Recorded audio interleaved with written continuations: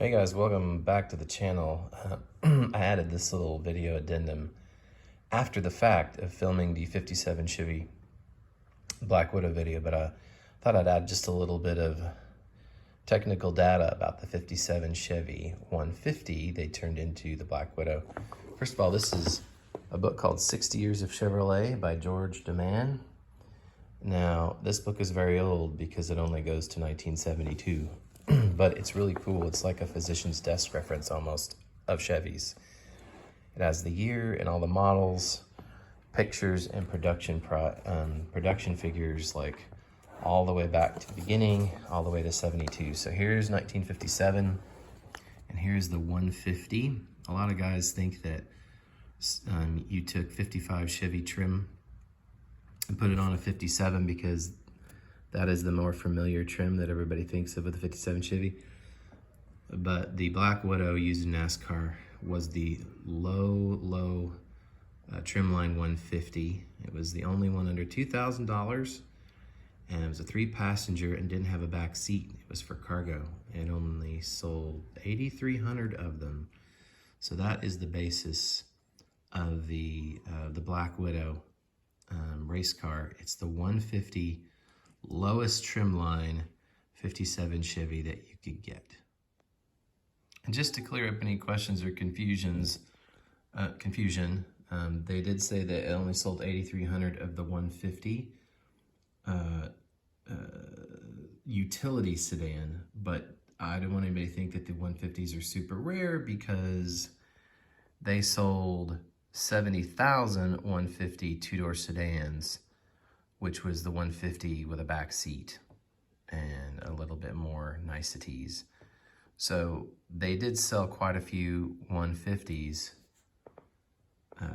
but they didn't sell very many utility sedans with no back seat. And I believe, somebody out there correct me if I'm wrong, I believe the Black Widows were all utility sedans without a back seat, because why would they need that in NASCAR?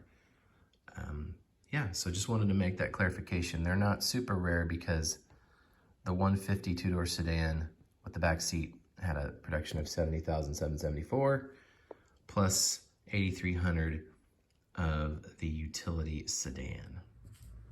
Hey y'all, welcome back to the Hey Auto channel. We got a 1957 Chevy Black Widow NASCAR here tonight, and driven by Buck Baker. This is the Revell kit, pretty much box stock, except I got the decals from Mike's Decals. The decals that come in the kit don't say Nally Chevrolet. They don't have Buck Baker. I think I read somewhere where they couldn't come to a deal with Buck Baker's family, so the car kind of has generic decals from Revell, but you can get the right decals from Mike's Decals.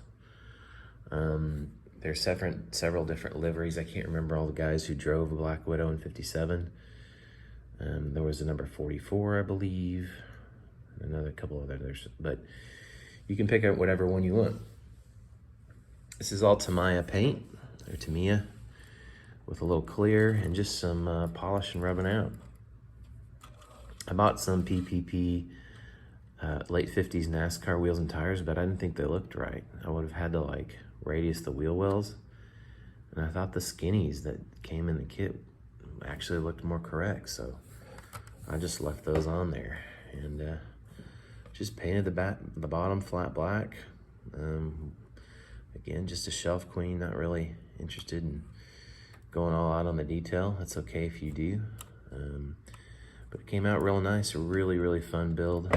The interior, funny enough, I used Chevy rally wheel paint. If you know what a Chevrolet rally wheel looks like, how it's that kind of like silver, I had some of that on the shelf, and I thought, boy, that looks really just like a 57 Chevy interior. So that's Chevy rally wheel paint. Let's see if I can get the hood off here because it's hard to see in there.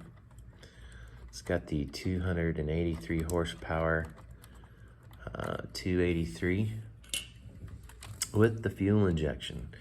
Now there are some Black Widow specific pieces on here. I believe that airbox or that induction kit that comes to the core support, I think that's Black Widow specific. But I didn't wire it, I just kind of detailed it up nice. Interesting story, my grandfather owned a DX station in Iowa in the 1950s. And he told me that he had several of those fuel injection units sitting on the shelf in his shop because people didn't really know how to adjust them or get them to run right, and they'd get frustrated and come pay my grandfather to take the fuel injection off and replace it with a single 4-barrel or dual 4s. And so he had a couple of those just kind of sitting around, several at one time, and he couldn't hardly get rid of them.